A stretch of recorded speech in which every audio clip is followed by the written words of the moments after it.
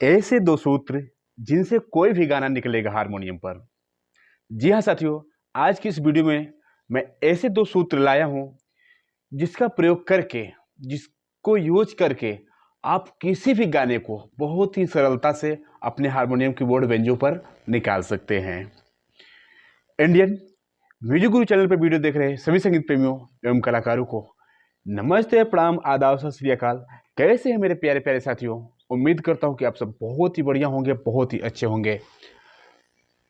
तो प्यारे साथियों, समझने की थोड़ी सी बात है जो मैं आज दो सूत्र दूंगा। उन दो सूत्रों को आपको समझना है, दिल लगाकर ध्यानपूर्वक अगर समझ लिए कि आखिर आपको करना क्या है, तो गारंटी है साथियों कोई भी गाना आप सॉल्व कर लेंगे। तो देखिए, मैं पहला सूत्र बताने की कोशिश करता हूं आपको कि ये जो सुर लगे हैं आपके, ये जो सुर लगे हुए हैं, इन्हें अलग अलग बजाने पर जो इनकी आवाज उत्पन्न होती है, जो आवाज पैदा होती है, उसको समझना। कहने का मतलब ये है कि जो आपका पहला सूत्र है वह ये कहता है कि स्वरों का उतार चढ़ाव समझना, ठीक। और दूसरा सूत्र आपका क्या कहता है? गानों का उतार चढ़ाव समझना। समझ पा रहे हैं? किसी भी म्यूजिक पार्ट को, किसी भी गाने को बजाने के साथियों सिर्फ यही दो तरीके हैं। आप यही दो सूत्र समझ लिए, यही दो मंत्रों को समझ लिए, तो आप किसी भी गाने को बहुत आसानी से बजा सकते हैं। अब चलिए समझते हैं इसको। देखें, जैसे ये आपके सुर लगे हैं, यहाँ से लेते हैं एक सप्तक का, मतलब 12 सुरों पर हम बात करते हैं। क्योंकि 12 सुरों, एक सप्तक के 12 सुरों का अगर तैयार आप कर लेते हैं तो ये ओवरऑल पूरा काम हो जाता है, आपके संगीत का पूरा सुर कंप्लीट हो जाता है, ठीक। तो देखें, अब हम जब इसे बजाएं तो देखिए इसकी आवाज सुनिए पहले, और इसे, इसके बाद इसे बजाएं, इसे बजाएं, इसे तो कैसे सुनाई देगा? देखें,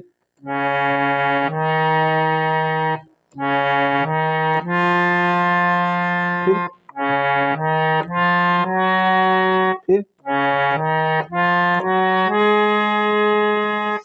मतलब कहने का ये है कि जो भी सुर आप बजा रहे हैं तो आपको ये चीज कंठस्थ होना चाहिए कि जो पहला सुर में बजाया, उसके बाद जो बजाया वो कितना तीव्र था। अगर ऊपर की ओर बजा रहे हैं तो आपको यह महसूस करना है कि वो कितना तीखा था, कितनी दूरी पर हो सकता है। उसी तरीके से अगर नीचे बजा रहे हैं तो नीचे भी यही आपको महसूस करना है कि जो सुर हम बजा रहे हैं वो कितने नीचे हैं, कितना हमें कम बल लगाने पर वह सुर हमारा मिलेगा। तो कहने का मतलब ये है साथियों कि यदि हम सा से कोमल रे बजा रहे हैं, या शुद्ध रे बजा रहे हैं, या गा बजा रहे हैं, या शुद्ध गा बजा रहे हैं, तो यहाँ से इसकी जो दूरियां हैं वो चीज़ हमें महसूस होनी चाहिए अलग अलग। समझ पा रहे हैं? और एक चीज़ समझें कि ये भी हमें महसूस होना चाहिए कि कहीं से भी, जैसे एक सप्तक दिख रहा है तो कहीं सुर से भी हम किधर भी जाएं, चाहे ऊपर जाएं चाहे नीचे जाएं, वो हमें महसूस होना चाहिए कि हम इतनी दूरी पर हैं तो ये सुर हो सकता है। समझ पा रहे हैं? और नीचे जाएं तो आपको महसूस होना चाहिए कि हाँ, हम नीचे आ रहे हैं। कहने का मतलब ये है, कुल मिला के अगर सरल भाषा में कहा जाए तो जिस भी सुर पर आप हैं वहां से आप जिधर भी जाएं, ऊपर जाएं, वहां से मान लीजिए कि हम यहाँ से बजा रहे हैं, अगर यहाँ से ऊपर वाले सुर बजा रहे हैं, इधर वाले, तो आपको महसूस होना चाहिए कि हाँ, इससे ऊपर वाले सुर हैं, ठीक। और यहाँ से अगर हम नीचे बजा रहे हैं तो आपको महसूस होना चाहिए कि यहाँ से नीचे वाले सुर हैं। समझ पा रहे हैं? और ये भी महसूस होना चाहिए कि अगर एक एक छोड़कर, यानी कि शुद्ध शुद्ध अगर स्वर बज रहे हैं तो उनकी फ्रीक्वेंसी क्या होती है, और जब कोमल हम बजाते हैं तो उनकी फ्रीक्वेंसी क्या होती है। इस चीज़ का भी आपको नॉलेज रहना चाहिए कि इनकी ध्वनि कैसी होती है, कैसे सुनाई देते हैं सुर। जैसे हम शुद्ध बजाएं और उसके बाद कोमल बजा कर देखते हैं, देखिए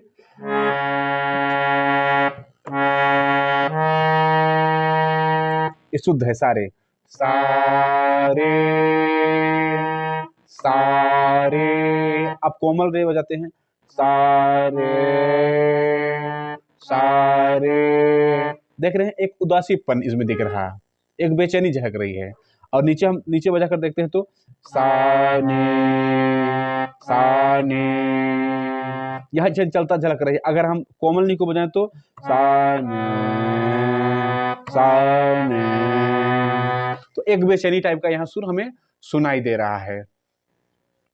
तो यही साथियों आपको महसूस करना है कि कोई भी सुर कहीं से भी हम स्टार्ट करके अगर आगे बढ़ते हैं ऊपर की तरफ या नीचे की तरफ जाते हैं तो हमें सुर महसूस होता कि हाँ ये ऊपर की तरफ जा रहा है और ये नीचे की तरफ जा रहा है, या ये छलांग लगा रहा है, या तो ये एक जगह ही ठहरा है। ये चीज़ आपको महसूस करना है। तो पहला सूत्र आपका हुआ कि आपको सुरों को महसूस करना है। मैं क्यों ये दो सूत्र बनाया, इसलिए कि जो संगीत है, जो गाने हैं, सिर्फ इन्हीं दो सूत्रों पर ही निकलते हैं। पहले ही मैं बोल चुका।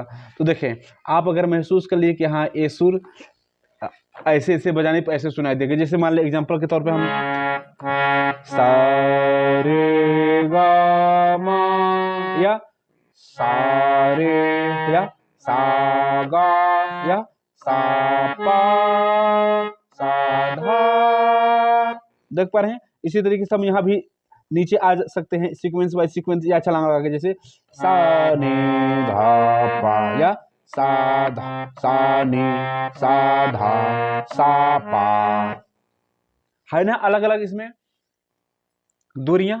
तो एक चीज महसूस अगर हमें हो गया तो देखिए सेम साथियों गाने भी इसी तरीके से इसी सिचुएशन पे लगे होते हैं। कैसे देखें, आराम से देखेंगे कि जिस तरीके से आपका ये सुर है, सुरों का लगाव है, उसी तरीके से हमारे गानों का भी लगाव होता है। जैसे आपने सुरों को देखा, अब हम कुछ गानों का देखते हैं एग्जाम्पल। जैसे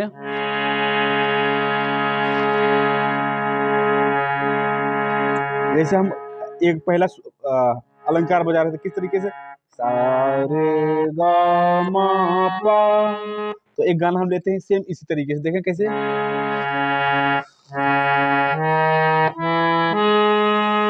हाँ अब देखें एक अंतर यहाँ और दिख रहा है कि जैसे आप अलंकार वगैरह करते हैं तो बहुत सारे अलंकार कंटिन्यू होते हैं और बहुत सारे अलंकार छलांग लगाकर होते हैं। तो गाने भी साथियों सेम इसी टाइप से होते हैं। बहुत गाने रहते हैं जो सीक्वेंस बाय सीक्वेंस, यानी कि एक एक सुर ऊपर चढ़ते हुए होते हैं, और बहुत सारे गाने ऐसे होते हैं जो छलांग लगाकर जाते हैं, फिर नीचे आते हैं, फिर ऊपर जाते हैं, ऐसे होते हैं। तो इस चीज को समझना है आपको। तो देखें सा रे गा मा पा, अब यहाँ हम शुद्ध गा को चेंज कर दें और कोमल गा ले लें, तो सा रे गा मा पा। अब देखिए गाना कैसे बन रहा है।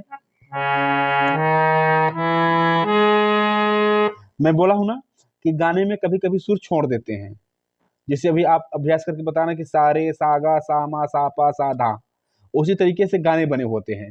बीच में कुछ सुरों को स्किप कर दिया जाता है। जैसे सा रे गा पा, क्या बन रहा है गाना, सावन के झूल सावन के झूलों ने,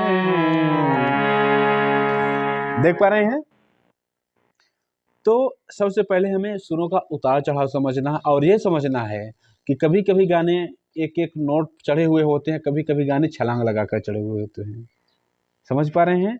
तो हमें इतना महसूस हो गया कि हम अगर ऊपर की तरफ जा रहे हैं तो सुर हमारा चढ़ता हुआ जाता है। जैसे सा रे गा पा, तो सावन के झूल, है ना। सिर्फ हम सुरों को ही समझे, हमने समझा सा रे गा मा पा था, लेकिन हमारा गाना किस तरीके से था, दा, जैसे सारे गामा पा धा नि सा पहले करते हैं, सा दा रा रा रा रा रा, सा रे गा मा पा, दा रा रा रा रा। गाना हमारा सेम इसी तरीके से दा रा रा रा, बीच में एक सुर छोड़ रहे हैं बस, सावन के झू, बन गया हमारा गाना सावन के झू। ओके, फिर हम अगला गाना लेते हैं। अगला गाना क्या है आपका,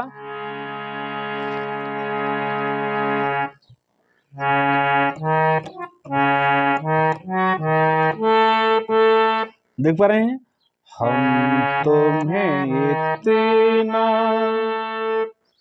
मैं क्या बोला हूं कि कभी कभी स्टेप बाय स्टेप बढ़ेंगे, कभी कभी छलांग लगाकर ऊपर जाएंगे, फिर नीचे आएंगे, फिर ऊपर जाएंगे।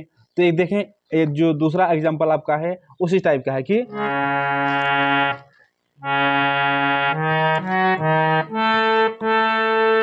हम तुम्हें इतना, देख पा रहे हैं।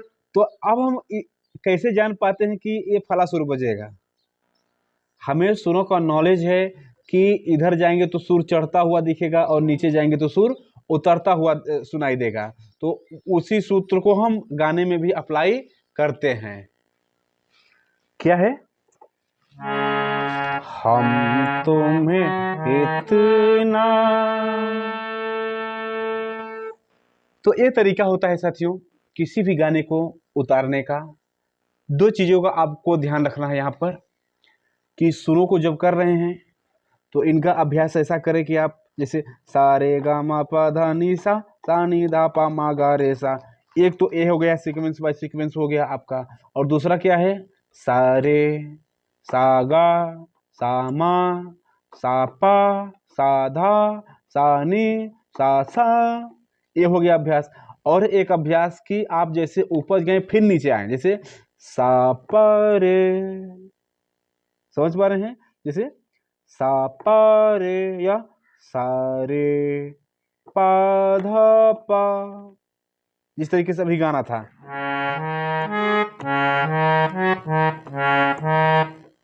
क्या है,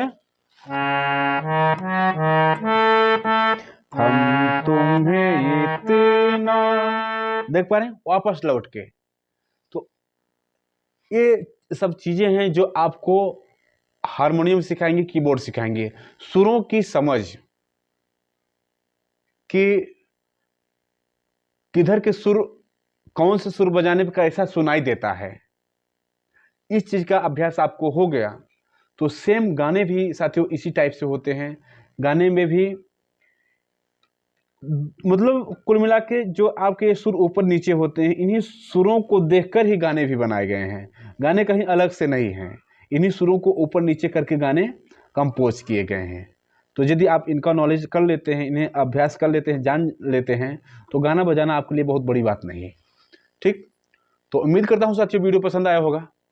मिलते हैं किसी और प्यारे से वीडियो के साथ, तब तक के लिए आप सभी दोस्तों, सभी साथियों से नमस्ते, प्रणाम।